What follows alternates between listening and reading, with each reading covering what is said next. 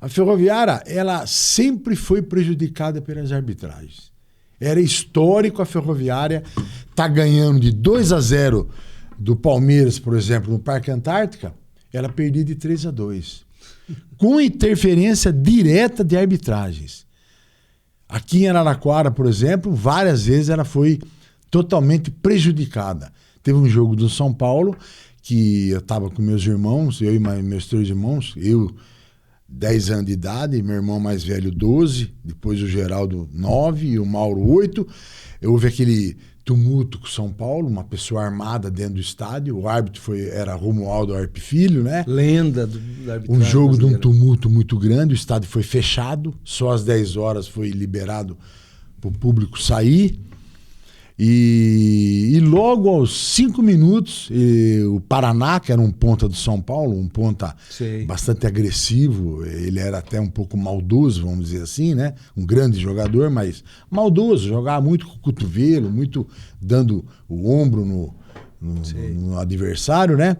E ele se envolveu lá com uma jogada com o Teia e prontamente só expulsou o Teia, que era o nosso principal artilheiro, né? Como eu disse, o artilheiro da era Pelé. Veio de Fernandópolis, né? Todo o campeonato fazia 18, 17 gols. E foi expulso logo aos 5 minutos. Então houve aquela revolta, aquele tumulto e tal. Aí houve até um torcedor que foi armado, deu um tiro. E foi uma confusão danada. E tudo isso aí. Aí foi aquilo na minha memória sempre.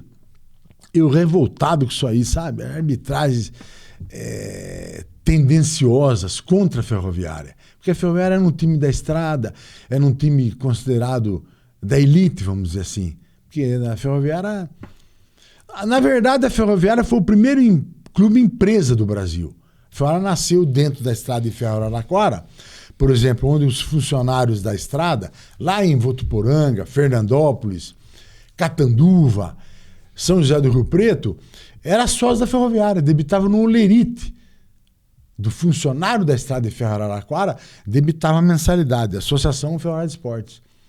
Então ela era praticamente um clube empresa desde quando nasceu. Porque ela era gerenciada pelos recursos dos funcionários. Da estrada de ferro Araraquara, da estrada de ferro. pelo governo do estado de São Paulo, pela estrada de ferro, pelos sócios da Ferroviária, né? O estádio foi construído em 90 dias. 90 dias? Por 90 dias. Através do saudoso governador, a doutora Demar Pereira de Barros, né? E o fundador, que é Antônio Tavares Pereira Lima, que é o fundador da Ferroviária. Fizeram o estádio em 90 dias e inaugurou o estádio.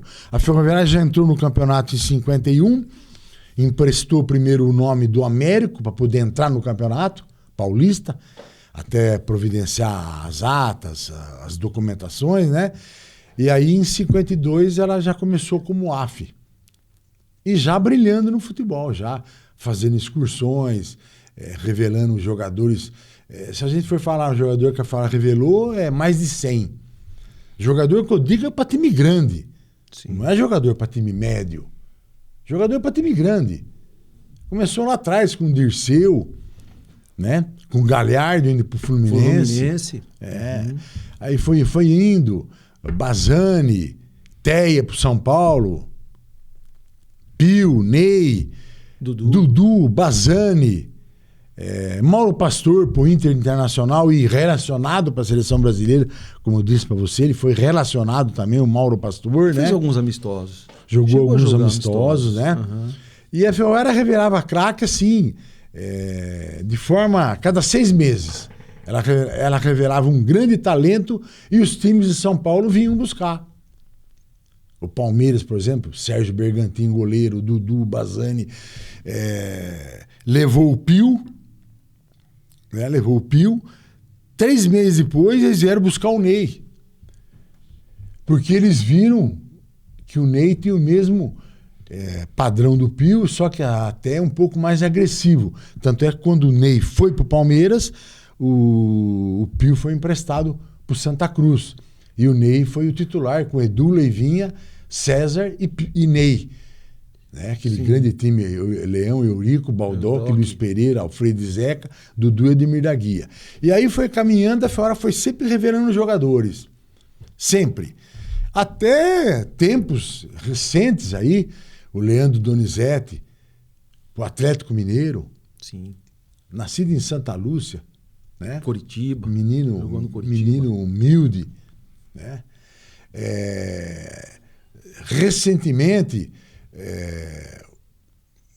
na minha administração, inclusive, o Grafite, que veio da Matonense, era a reserva da Matonense, fui lá com o Zé Humberto, com o Bazani, com o Rabelo, o presidente Gali quis me ajudar e me emprestou o Grafite, que era a reserva da Matonense. Aí veio aqui na Ferroviária, estourou na Ferroviária em um ano, na quarta divisão, ele jogou na quarta divisão, fez 20 gols, foi emprestado ao Grêmio, do Grêmio para o São Paulo e para o exterior e seleção brasileira. O Grafite foi o único, na verdade, que vestiu a camisa titular, foi o Grafite. Titular da seleção brasileira, 2 jogos em 2010 na África do Sul, né? E teve outros. Na minha administração, o Rodrigo Tabata, que foi para o Santos Futebol Clube, né? E integrou a seleção do Japão também até 2012, me parece. Então a Ferroviária sempre foi reveladora de talentos, né? Aí deu uma parada, porque das quedas de divisão, isso aí tira um pouco da mídia, tira um pouco da divulgação do atleta, né? Ficou um pouquinho mais difícil. Mas a Ferroviária sempre revelou grandes atletas para o Brasil todo e até para o exterior.